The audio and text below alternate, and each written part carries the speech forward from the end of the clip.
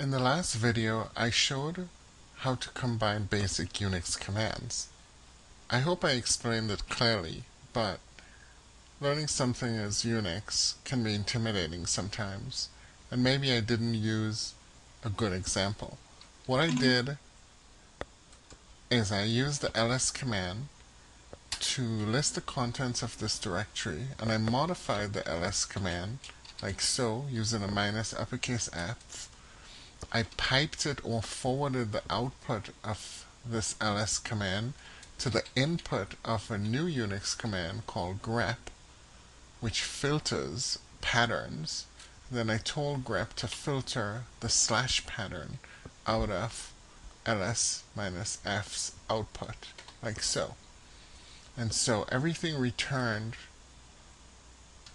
were directories, which distinguished them from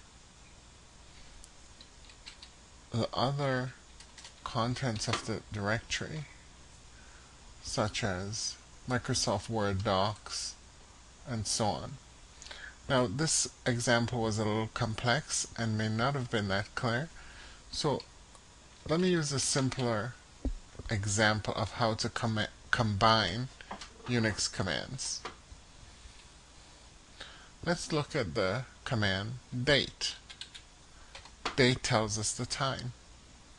It says it's Saturday, July 5th at 22:40, which I believe is 10:40 Pacific Daylight Time, 2008. And I could say, since this is July, show me a calendar of July by just typing the cal command. And then I could say, what is the host name, or what is the name of this machine I'm working on, in case I didn't know. And let's say I walked up to this machine and someone was logged in, it wasn't my machine, and I wanted to see who was left their machine logged in and walked away. I could say, who am I? And so on. So I issued 1, 2, 3, 4 commands. Now, typically a Unix admin or someone who knows Unix won't issue commands, especially basic commands like these, unless he's thinking as he's going along. He might just come in and want to issue all these commands at once and get this information returned at once. Let's go ahead and clear the screen with a clear command, and if I wanted to do that again, let's assume I walked into a room and saw a Unix machine logged in, no one's sitting there, and I wanted to get some information right away. I could say, what machine am I logged into? Host name, and I follow it with a semicolon, date to find out what time it is, cal, followed by another semicolon, and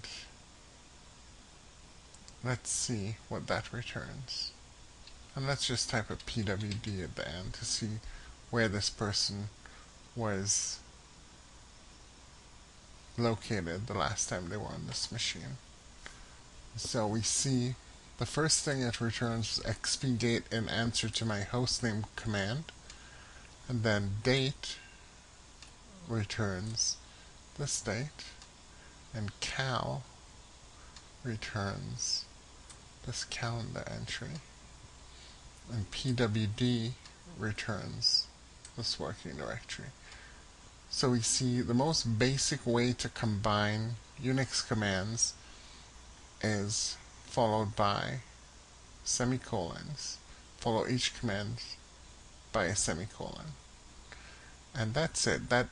This actually should have been the first introduction I should have given on how to combine Unix commands.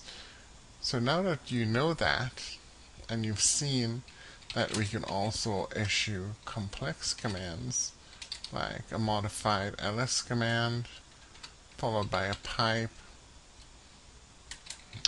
searching for a pattern, you've come quite a ways now, and know quite a few Unix commands, know several ways of combining them. So I would encourage you to play around with this and get used to them, and then we'll catch up together again in the next video and learn something a little more complex and hence a little more useful in the real world.